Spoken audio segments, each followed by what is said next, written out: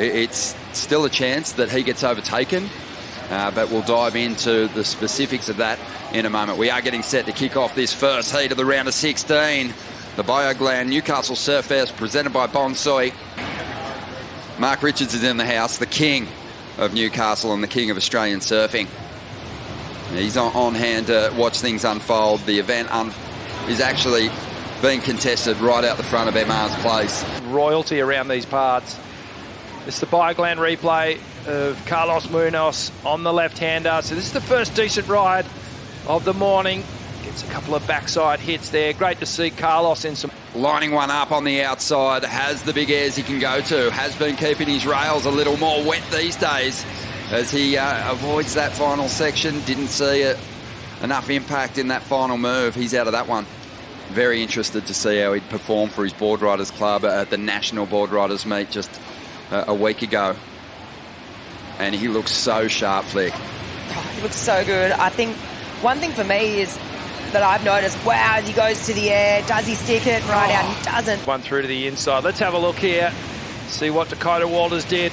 Big opening swoop here. You can see the stance just slightly widened. You knew he was going to take to the air, got the rope, but unfortunately. We see Carlos behind him in the tube. Getting a bit of cover. The Costa Rican. Just a little shampoo. And with that much hair, he needed it.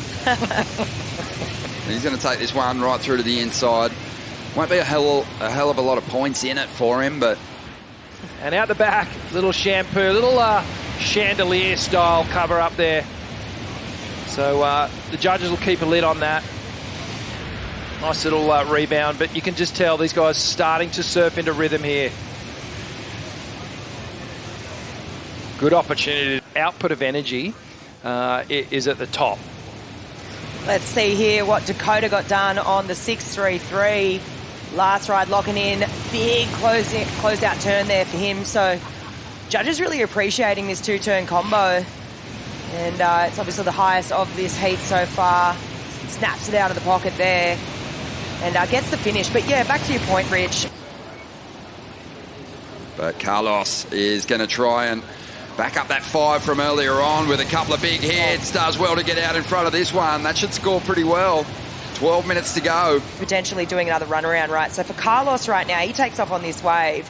He's essentially thinking, if I, on this stone and wood replay, let's have a look on the slow-mo. Layback jam here. He gets the finish, right? This is super critical. Layback. Here we go on the outside.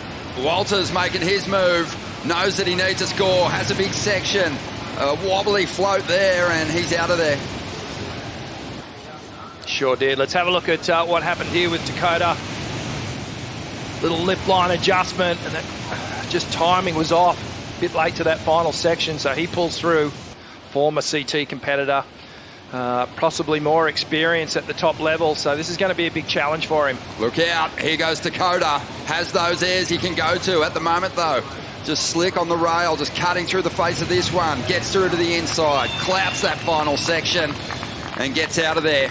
He was after a 4.27. He still has the highest single ride of the heat. Carlos got a 5.6 for his two-turn combo, just knowing what these two have thrown out earlier in the contest. Oh, totally. I think there's also, I mean, this was a beautiful opening turn, the carve to layback.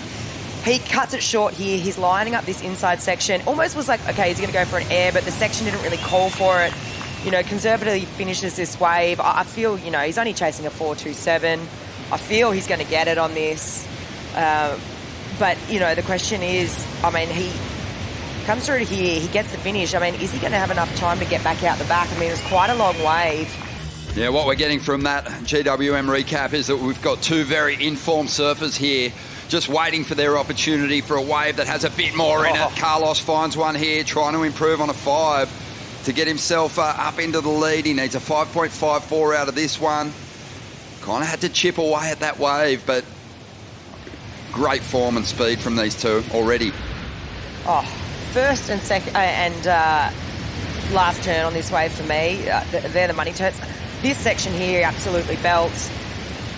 It'll be interesting to see. Obviously, this angle here, it's kind of hard to see just how critical these turns were because you're kind of looking into it. They did look, here we go, we see from this beautiful drone angle here. He obviously climbs up onto that first section. A bit more of a carving manoeuvre here, just to really set up for that last one. But I am interested to see where the judges go with this. Yes, it's 3 turns. There's the numbers for you on screen. Just a massive win here for Dakoda into the quarterfinals.